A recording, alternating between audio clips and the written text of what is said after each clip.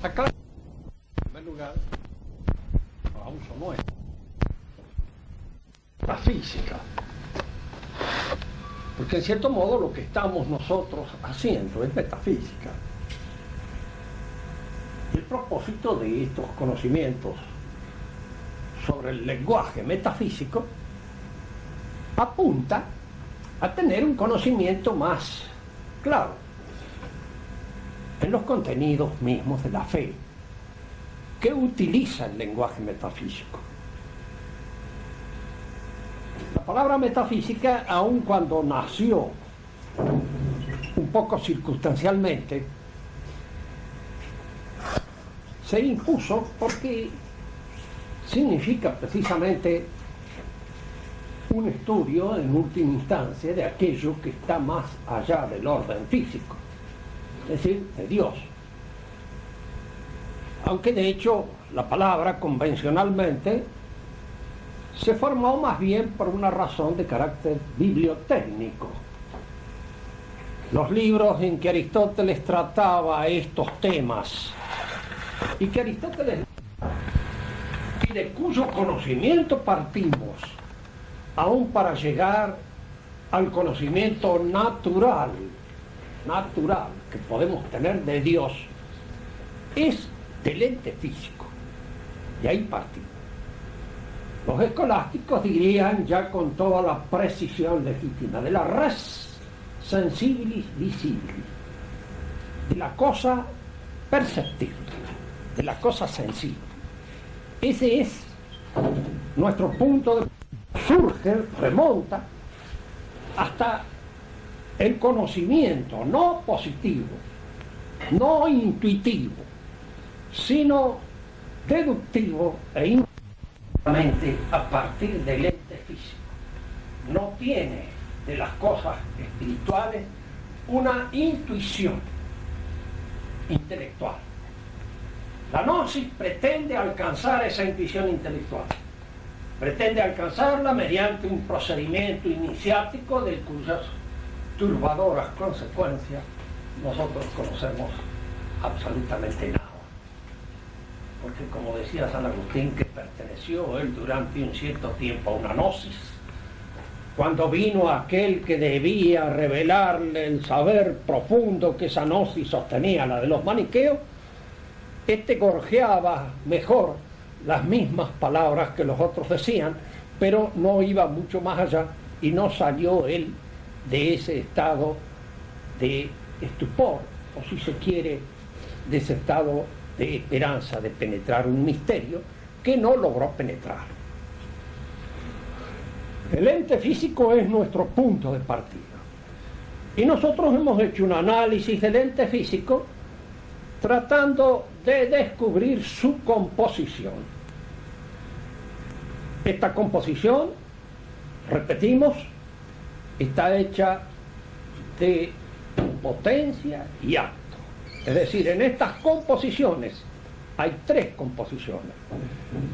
Los principios que componen el ente y que no destruyen su unidad, sino que constituyen su unidad, uno está en acto, es decir, uno está en un estado de perfección y el otro está en estado de potencia. Y ya explicamos en alguna oportunidad por qué esta composición tiene que ser de potencia y acto. Y esta composición es ser y esencia, materia y forma, sustancia y accidente.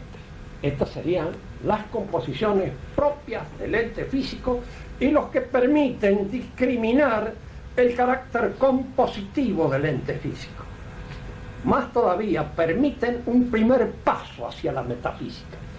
Porque mientras nosotros estemos en el análisis del ente físico, estamos pura y exclusivamente en una ontología.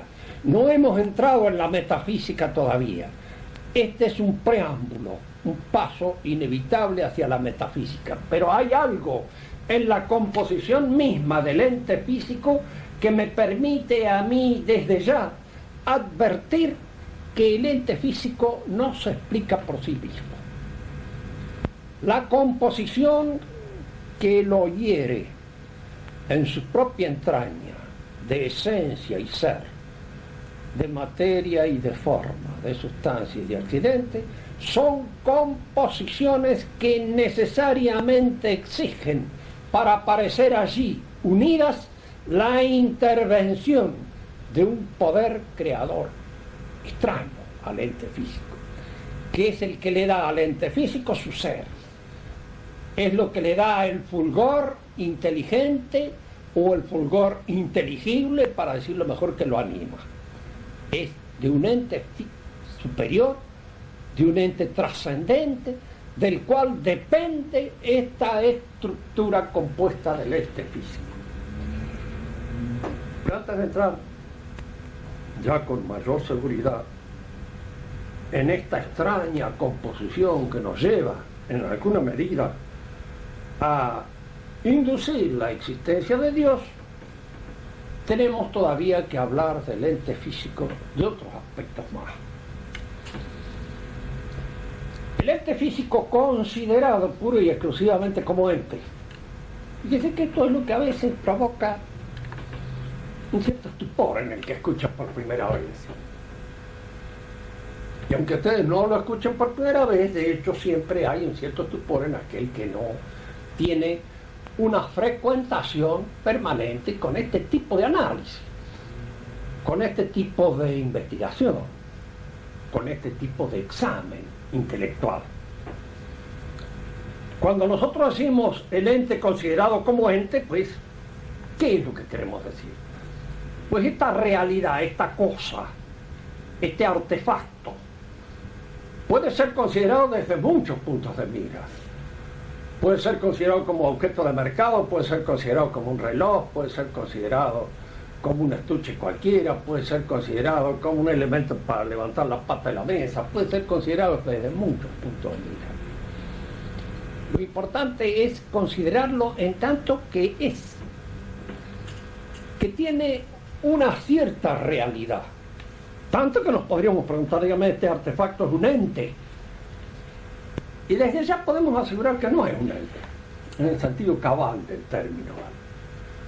Ninguno de los artefactos con los que nosotros tropezamos son entes.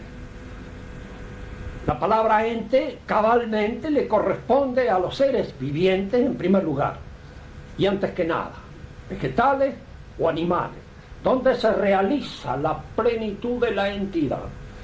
Pero también, si nosotros escudriñamos en el orden mineral, podemos descubrir que el ente es la molécula, porque es allí donde se da la unidad, o donde aparentemente aparecen todas aquellas estructuras que son las que califican al ente. De manera que considerar una realidad en tanto que ente es considerarla en su más amplia, generosa y total generalidad. Porque cualquier cosa que seamos, somos ente. Y en primer lugar es la noción ente, la primera que aparece como aquello que significa de una manera más específica algo que hace frente a nuestro entendimiento. Es un ente en alguna medida, porque la palabra ente, y acá viene esto, tiene un sentido analógico, no unívoco. Entendamos bien estas nociones. Un término es equívoco cuando con el mismo término usted señala dos cosas diferentes. Y así le llama osa a la constelación y le llama osa a la hembra del oso, a un animal. Ese término es equívoco. Un término se dice que es unívoco cuando tiene un mismo sentido, aplicado a todas las cosas por diferentes que sean, pero el término se aplica en cuanto hay un aspecto, una formalidad en esa realidad que es distinguida con el término y vista con el término con un mismo criterio. Así, por ejemplo, decimos animal en un sentido universal, al hombre, al león, a la hormiga, al gusano, a todo. ¿Y qué queremos decir con animal? Queremos decir un ser que tiene movimientos autónomos y que al mismo tiempo es sensible, tiene una cierta sensibilidad. Eso significa animal. Y la palabra animal, aun cuando se dé en diferentes seres, tiene un sentido unívoco y universal, porque se refiere a la misma, diríamos, formalidad en todos aquellos entes a los cuales se aplica. Pero la palabra ente no. Un mono puede ser, con nosotros tiene una familiaridad, es un animal, como la pulga y como el león y como la araña. Tenemos algo semejante con ellos, nuestra animalidad, nuestra naturaleza sensible, aquello que nos hace percibir realidades y reaccionar sensiblemente frente a un impacto físico de la realidad. Pero cuando decimos ente, aquí es donde aparece en esta palabra una característica que es propia. Yo no me distingo de un mono porque soy un animal. Me emparento con él. No nos distinguimos en la animalidad. Me distingo por la racionalidad, que viene en alguna manera a aplicarse a mi animalidad y reducir la expansión, la extensión del concepto. Lo reduce a animal racional y añade a este animal las características propias del ser racional, y en eso me diferencio del mono, pero no me diferencio en la animalidad. Pero con la palabra ente aparece esta característica. Yo me emparento con el mono, porque también es un ente, y yo soy un ente. Y esto es un ente a su modo, aunque no lo sea en el sentido específico, total del término, pero lo es. Pero al mismo tiempo somos entitativamente distintos. Fíjese que nuestra diferencia no es algo que se añade al ente, como la razón se añade al animal para establecer la diferencia específica entre el hombre animal racional y los animales que no son racionales.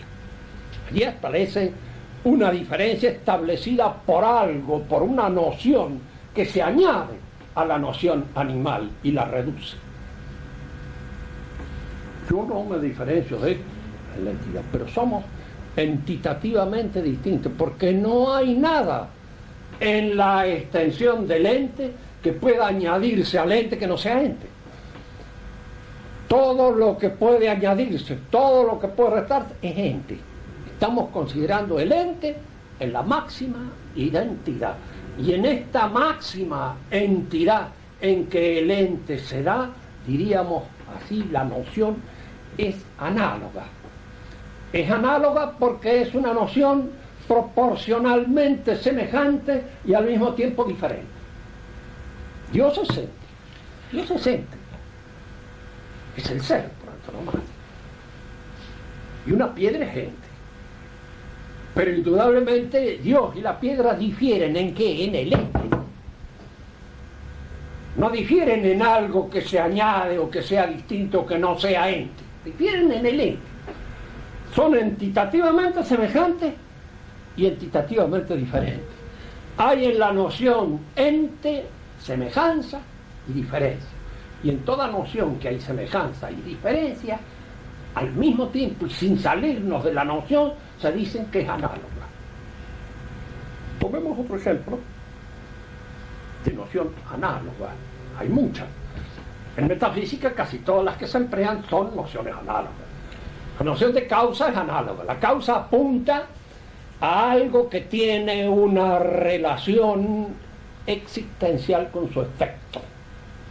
Pero esta relación existencial con su efecto puede ser de distinta índole, de distinta naturaleza, y ser señaladas como causas, y la causa formal, la causa material, la causa eficiente y la causa final son causas, todas ellas, y al mismo tiempo son causas distintas, y se difieren en la manera de su causalidad, no se difieren por algo que se añade a la causa o que resta a la causa, sino por la causalidad misma, porque cumplen la causalidad de una manera fundamentalmente distinta. Entonces la noción ente es una noción análoga. Se dice, yo no entro en mayores honduras en esto, pero conviene señalarlo desde ya. Hay distintas clases de analogía. Está lo que se llama la analogía de proporción, cuando lo que se establece es una proporción entre un ente y otro. El ente de la piedra es a la piedra como el ente de Dios es a Dios. Fíjense que estas proporciones surgen de la matemática. Y de alguna manera esta proporción matemática se cumple también aquí en la entidad, cuando se habla de la proporción. 2 es a 4 como 2 millones son a 4 millones. El ente de la piedra es a la piedra como el ente de Dios es a Dios. Hay una diferencia abismal entre uno y otro, pero en cuanto a la proporción. Pero ahora hay otro tipo de analogía que se da en lo que se llama analogía de atribución. Cuando yo digo de una cosa, por ejemplo, la noción de salud, el hombre es sano, el remedio es sano, el clima es sano, la orina es sana.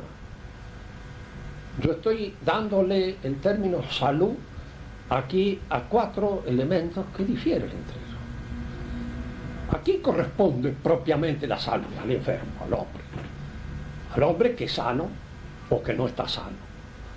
Al remedio, por su referencia a que es capaz de dar la salud. Al clima, en cuanto favorece la salud.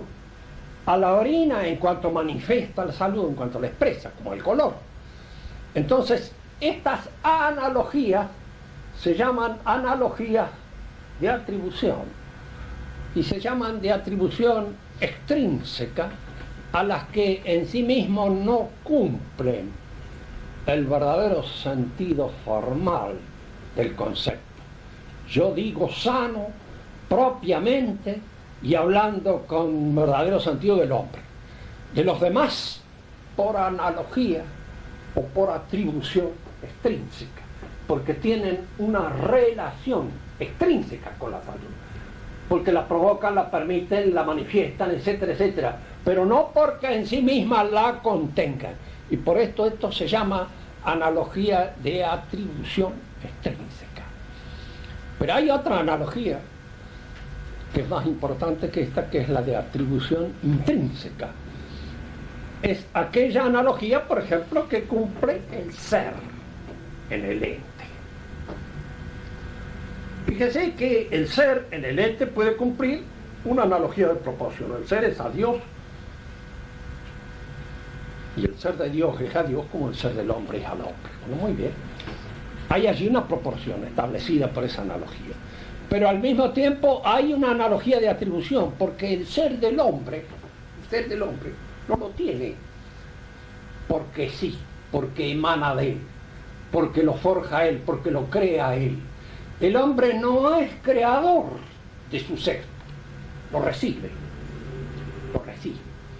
Y entonces, ¿en dónde el ser está realmente como algo que le pertenece de suyo, desde siempre y para siempre? Es en Dios. Y en el hombre por atribución intrínseca, porque lo recibe de Dios. Y lo recibe en su plenitud, en su integridad, totalmente. Porque el ser nos afecta no extrínsecamente, sino intrínsecamente. Nos afecta en toda nuestra realidad. Bien. Tenemos el ente físico. Ahora, esta noción de ente físico tiene una cierta plenitud. Tiene una cierta capacidad de traer a nuestro entendimiento otras nociones que le son propias. Y al decir que le son propias, empleamos el término propio, es de propiedad. Que son de su propiedad, que son propiedades del ente físico. Y estas son las nociones propias. La primera de todas ellas es la unidad. el ente es uno. Uno. Fíjense que en un ente que no hay unidad, no hay ente. Y esto lo sentimos para todos. No podemos distinguir a un ente si no apreciamos unidad.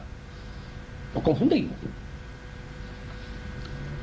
En un hombre, cuando falta la unidad, es cuando falta la coherencia en sus actos, en su conducta, en el ejercicio de su inteligencia. Cuando no observamos en él coherencia ninguna, nos encontramos frente a este fenómeno de la falta de unidad. La unidad del ente es algo que le pertenece al ente por su relación con los otros entes, porque está en un mundo con otros entes y es frente a los otros cuando emerge él como uno, y al emerger como uno emerge como distinto de los otros con los cuales puede confundirse. Que este descubrimiento de la unidad del ente tiene una importancia capital para explicar incluso el desarrollo de la inteligencia. El primer principio de la inteligencia, el primer principio de todos, que el primer principio es un primer juicio, pero tiene una característica especial. No es un juicio que yo simplemente expongo o propongo, sino que es un juicio que está acompañando el curso de todo mi pensamiento. Por eso es primero, porque no puedo jamás apartarme de ese primer juicio. Había una discusión entre escolásticos de si el primer principio era el de identidad o era el de no contradicción. La escuela tomista sostiene que el primer principio es el de no contradicción, porque la identidad de que un ente es igual a sí mismo no tiene sentido de conocimiento. Porque yo descubro que un ente es igual a sí mismo cuando lo distingo de los otros. Así que comienzo por distinguirlo. Y comenzar por distinguirlo es comenzar por no confundirlo. Y comenzar por no confundirlo es comenzar con no contradecirse. Yo empiezo mi conocimiento de una realidad cuando la distingo, y distingo una realidad cuando no la confundo. Y ahora fíjense ustedes, ese es el primer principio, porque a lo largo de todo el curso de mi conocimiento sobre cualquier índole de realidad sobre la cual haya ejercitado mi entendimiento, yo tendré efectivo conocimiento en la medida en que no me contradigo y en que sigo distinguiendo esta realidad de todas aquellas con las cuales puede confundirse. Fíjese que estos primeros principios son, según la enseñanza de la escolástica, los primeros principios del intelecto. La inteligencia es lo que los afecta. Yo puedo no tener un buen razonamiento posterior, pero la buena inteligencia es aquella que distingue y no confunde, y no entra en el caos de la confusión, no se contradice. Por eso decimos que esto es un primer principio, no porque se parta. Si yo fuera a saber si todo lo que sé de una cosa es que una cosa es ella y no es otra, pues en realidad no sé nada. Lo fundamental es que cuando estoy estudiando una cosa, que estudio derecho, indudablemente tengo que distinguir el derecho de todo aquello con lo cual el derecho puede confundirse. Y entonces voy acompañando a lo largo de todo mi discurso, de todo mi estudio, esta distinción, la voy sosteniendo, la voy clarificando, la voy reteniendo cada vez más purificada, cada vez más escandida en mi entendimiento, sin confundirla. Porque la falta de inteligencia nace precisamente en aquel que confunde, en aquel que confunde las cosas, en aquel que entra en el caos, en la confusión, y ve una cosa por otra, con aquella con la cual se puede confundir, y las confunde. Y entonces allí es donde aparece la inteligencia. Por eso decimos, el primer principio es el de no contradicción, porque es fundamental para el conocimiento. Y aquí se parte. Lo empiezo por distinguir una cosa. Si no, no conozco nada. Porque fíjense, si conozco algo, lo conozco porque lo distingo. Y si no lo distingo, no lo conozco. No lo conozco, simplemente. Entonces, es primer principio. Y al mismo tiempo es primer principio porque este principio se sostiene con toda claridad a lo largo del proceso de mi saber. En la medida en que mi saber no confunde aquellas realidades que comienzo por distinguir, en la medida en que no las confundo, es en la medida en que tengo todavía verdadero conocimiento y auténtica capacidad para discernir. Por eso el primer principio del conocimiento, de no contradicción, se funda en esta primera propiedad del ente, que es su unidad, conservar su unidad. Y ustedes fíjense que decimos propiedad del ente en toda su extensión. ¿Por qué? Porque es lo mismo que el ente. Es el ente mismo, en cuanto es considerado en relación con los otros entes. Por eso es una propiedad que surge, no se distingue del ente, no es distinta al ente.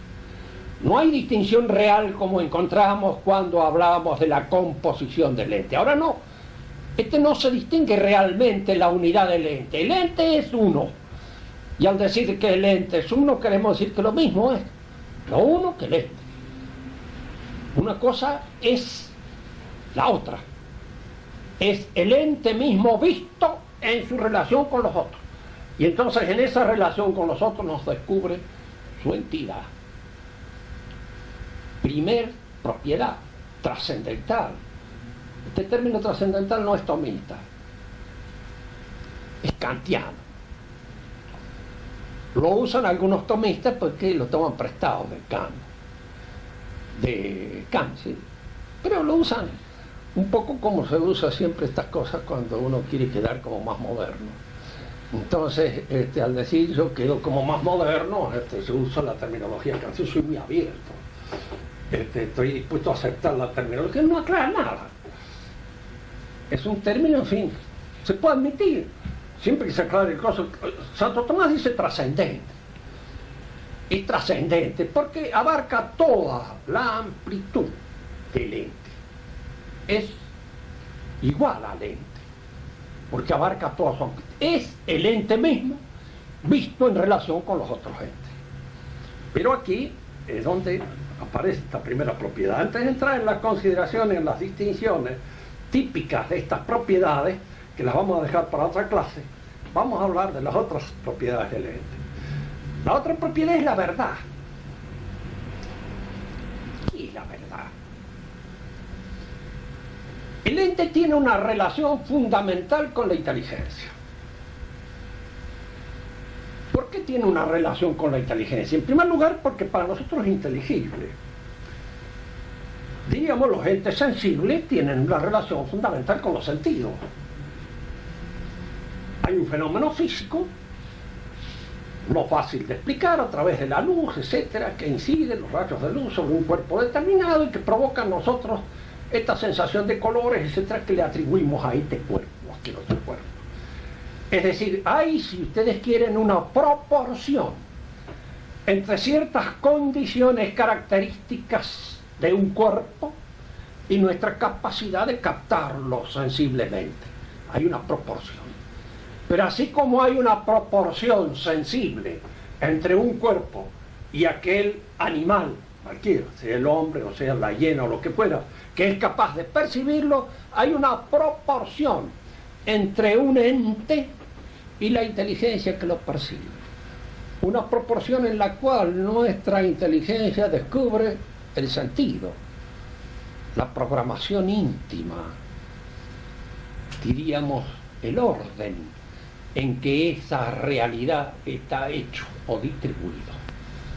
El hombre descubre la inteligibilidad, la verdad del ente, como un elemento subyacente al ente, como algo que le pertenece, como algo que en alguna medida está, diríamos, demostrando, delatando su sentido a mi inteligencia. Ahora, podría suceder una cosa, esta esencia del ente, este modo de ser del ente que soy capaz de descubrir, que soy capaz de captar, esta formalidad propia del ente que mi inteligencia descubre en él, si se propone estudiarlo y descubrirlo, y que constituye su verdad, depende de mi inteligencia misma.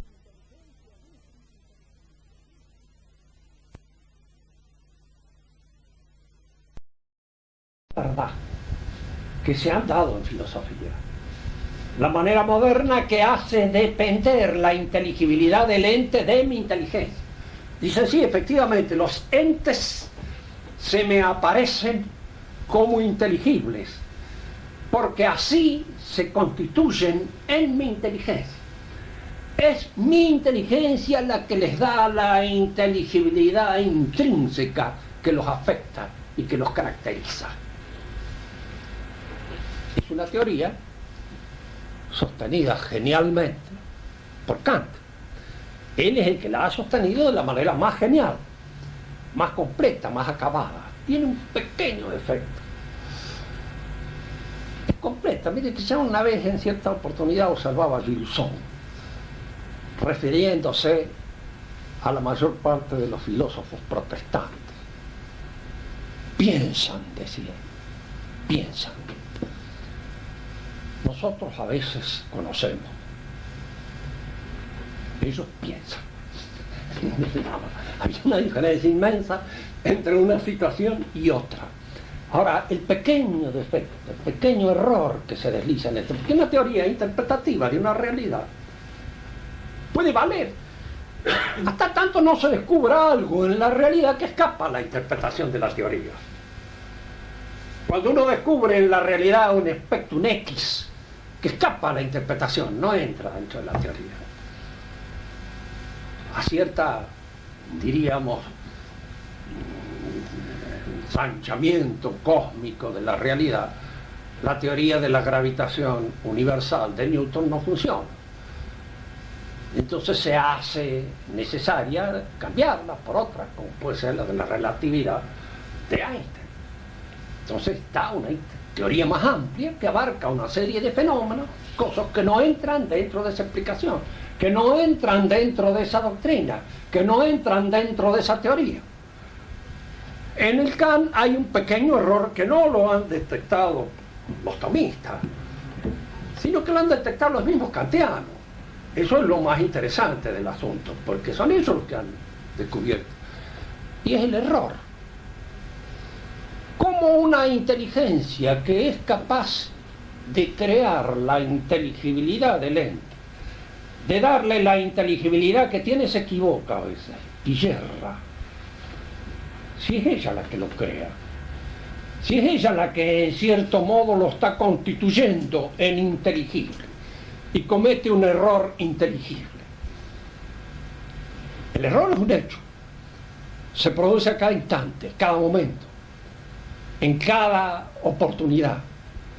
No habrá que volver acá otra vez al pensamiento tradicional que nos decía lo siguiente: la inteligibilidad del ente depende de la inteligencia divina, y mi inteligencia penetra en la inteligibilidad, pero penetra asintóticamente, no la abarca en toda su altura, en toda su inteligibilidad, sino que por medio de la abstracción llega a percibir ciertos rasgos fundamentales de esa inteligibilidad sin vaciarla, sin agotarla, sin llegar a una situación exhausta del saber.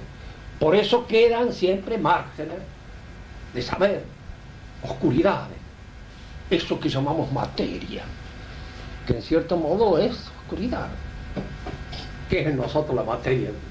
Esas cosas que todavía no son. Hay en nosotros muchas cosas que todavía no son. Están en potencia, están en posibilidad. Yo no las puedo conocer. Dios las conoce exhaustivamente, totalmente, pero yo que me pongo a conocer no conozco nada más que aquello que de alguna manera se ofrece a mi consideración aquí y ahora. No puedo penetrar en Honduras en todo aquello que podrá suceder, en los futuros contingentes, en todo aquello que forma parte de la realidad y que forma parte de ese elemento escondido en la realidad y que constituye su materialidad. Por eso, el problema de la verdad se plantea en dos aspectos. Un aspecto ontológico. La verdad ontológica es la que hace depender la inteligibilidad de los entes de la inteligencia divina. Y la verdad lógica es la verdad que yo alcanzo a tener de esta verdad ontológica mediante un proceso de conocimiento que consiste en ir extrayendo dolorosamente, a veces esforzadamente, lo que hay de inteligible en las cosas. A la verdad ontológica se opone el absurdo. Fíjense, y aquí conviene hacer un pequeño paréntesis nada más, no largo. Ockham, uno de los padres, en alguna manera, de la Reforma Protestante, porque fue a través de Gabriel Real, el maestro de Lutero. Ockham, queriendo salvar lo que podríamos llamar la omnipotencia divina, salvarla de un ataque llevado contra ella, puso en Dios la voluntad sobre la inteligencia. Dios era en el pensamiento de Ockham fundamentalmente voluntad. Y podía ser si quería, porque ¿quién iba a poner límites a su inteligencia, a su voluntad? Podía ser un círculo cuadrado. Podía ser que un pecado no fuera pecado. Podría ser que el principio de no contradicción no funcionara. Podía ser cualquier cosa. Es decir, de hecho, hacía de Dios una voluntad omnímoda y catastrófica, destructiva, fundamentalmente. No porque la voluntad de Dios tenga límites, no los tiene, pero posee la ilimitación de su inteligencia. Siempre, inevitable, irrevocablemente es una voluntad inteligente. Y no puede no serlo. Dios no puede querer una estupidez. ¿Por qué? Porque no es estúpido. Simplemente porque es una inteligencia superior. Y no quiere nada más que cosas inteligentes. Y no entra en la cabeza el querer una imbecilidad por el hecho de que se declare omnipotente. Fíjense que la omnipotencia es verdaderamente omnipotencia cuando es capaz de sujetarse a sí mismo. Si no, no es omnipotencia. Si no, es una catástrofe. Es una especie de caos fundamental, tirado al azar de las cosas. Entonces, en Dios, su voluntad y su inteligencia constituyen su espiritualidad. Las dos son infinitas, pero su voluntad es siempre una voluntad inteligente. Y no puede no serlo porque en la entraña misma de la voluntad está la inteligencia grabando su sentido. Todas las cosas son y tienen un cierto sentido. El absurdo no puede existir, no puede darse, simplemente porque si se diera, contraría y sería contradictorio con el ente mismo que lo constituye. Es la inteligencia divina la que tiene, diríamos, la influencia de todos los seres, la que sostiene su esencia, la que sostiene sus formas, la que sostiene su inteligibilidad y la sostiene precisamente en el plano de lo ontológico. Nosotros nos aproximamos a eso. Nosotros podemos por contraposición pensar en un absurdo, pero esto no lo constituye como ente, porque lo absurdo negaría la misma constitución entitativa del ente. Todo ente es inteligente, es inteligible, es verdadero. Entonces aparecen aquí estas dos cosas, estas dos formas en que se da la verdad, ontológica y lógica. Hay que distinguir bien estos dos planos, porque una cosa puede ser muy lógica y ontológicamente no funciona, no anda, no entra en la realidad, aunque sea lógica. Dice que en general los locos son lógicos y a veces suelen ser de una lógica terrible, demasiado. Y es cuando uno empieza a sospechar de que no está bien de la cabeza, en un individuo en que saca a veces conclusiones lógicas, demasiado lógicas, de ciertos presupuestos que no tienen la posibilidad de esa logicidad. Entonces, otra propiedad del ente es la bondad, indiscutida, por supuesto. Todo ente, desde el punto de vista entitativo, es bueno. Santo Tomás definía la bondad de una manera como los define él, ¿no? Es decir, con toda la precisión posible y sin añadir nada más que aquello que constituye lo esencial de la definición. Es quod omnia appetum, lo que todos apetecen. Podríamos decir, lo que todos apetecen no es acá una disyunción de carácter democrático. No es lo que todos universalmente quieren. Es lo que todo apetece. ¿Y qué apetece todo, cualquier cosa? Ser. Su realidad. ¿Por qué? Porque si no la apeteciera, habría un proceso destructor en el fundamento mismo de la realidad que la llevaría a la disgregación, a desaparecer, a no ser. Y no es así. Cada cosa es, diríamos, permanente en su ser. Desea su ser, desea su esencia, desea constituirse en aquello que es. Y en este deseo fundamental que lleva el ente al ente, que lo lleva al ser, está constituido esta bondad intrínseca del ente. Todo ente es bueno. Dios hizo el universo, mundo, y lo encontró bueno. Nosotros lo hemos echado a perder un poco, pero este es un asunto nuestro.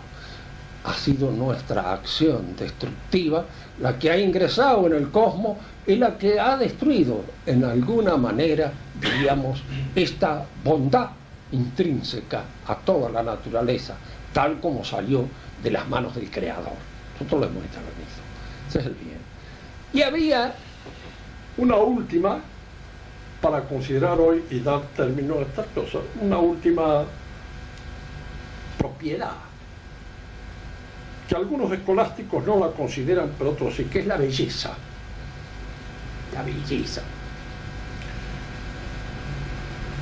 ¿Por qué no la consideran? Santo Tomás da una definición también de belleza que vamos a analizar rápidamente aquí. Y decía: pulcrum est quod visum placet. Bello es lo que visto complace. Lo que visto complace. Que se nos va más allá. ¿Qué quiere decir de eso? Con visto, ¿qué significa? ¿Que la belleza es una apreciación pura y exclusivamente reducida al orden de los sentidos? No. Pero sí que los sentidos tienen importancia en la captación de la belleza. La belleza es aquello que visto o apreciado o percibido por los sentidos, nuestra inteligencia se complace captando lo que constituye su formalidad, en el esplendor que la formalidad realiza sobre las formas, sobre la materia, sobre la corporeidad en la cual esa formalidad se realiza. ¿Entendamos? La belleza puede confundirse con la verdad, porque la verdad es la forma captada por nuestro entendimiento en las cosas, pero mediante un proceso de abstracción, por el cual yo voy descubriendo la forma con independencia de la materia en la cual la forma está constituida. Pero mi inteligencia capta la belleza sin prescindir de la materia en la cual la forma está constituida. Diríamos, para dar a entender mejor esto, algo que la señora va a poder apreciar bien, porque ha estudiado literatura. Hay en literatura una aspiración a veces, en el abstracto, a llegar a un lenguaje tan abstracto en la precisión de la versificación del verso, que carece de materia. Desaparece la materia, todo lo que tiene peso desaparece en función, diríamos, en beneficio tal vez del concepto puro. Y en esto hay algo que indudablemente, en cuanto se exagera, va en contra de la captación de la belleza. Se convierte en un crucigrama, se convierte en cualquier cosa de la cual falta precisamente la materia, el cuerpo, la corporalidad capaz de entrar en contacto con nuestros sentidos, porque nosotros apreciamos la belleza intelectualmente, pero a través de los sentidos. Ahora a veces la forma es, me acuerdo de los versos que nos enseñaban a nosotros, el viejo Gaspar Núñez de Alce: mar naciendo y nos ría la entrada incierta y angosta sobre un peñón de la costa que bate al mar. Era tanto sonido, tanto ruido, tanto aspecto puramente extrínseco en la apreciación discursiva, que el verso se diluía. Era demasiada materia, era demasiada oratoria, era demasiado, diríamos, elocuencia. Faltaba allí esa precisión que da posibilidad de captar la belleza de la forma sin estar aturdido por el inmenso peso de la materia, por el peso de la materia que hace que uno no llegue a la precisión de lo formal. Entonces, en la belleza hay una apreciación de la forma, de esa forma que está dada en la materia misma, pero es una apreciación que se da de consuelo con la percepción sensible. Por eso, ni calvo, ni con dos pelucas. Una buena poesía, y hablo de la poesía porque es lo que más entiendo. Porque si alguien me dijera de música, me dice: además de ser sordo, tengo una imbecilidad parcial, como todo el mundo. Todos tenemos ciertos aspectos de imbéciles. Y uno de los aspectos de imbéciles míos está en la música. De cualquier modo, me gusta la música romántica, que precisamente es todo lo contrario de lo que debe ser. No me gusta la poesía romántica porque le da demasiado, pero en la música no ha ido más allá. No me da el cuero.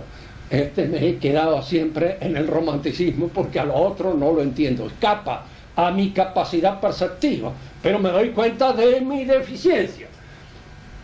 Sé que en la apreciación musical lo que vale precisamente es la captación de una formalidad que no esté echada a perder por el peso de la materialidad, por el peso del sonido, que sea demasiado ese peso, diríamos, tenga demasiada presencia y que entonces me impida captar lo que de formalidad aprecia mi entendimiento.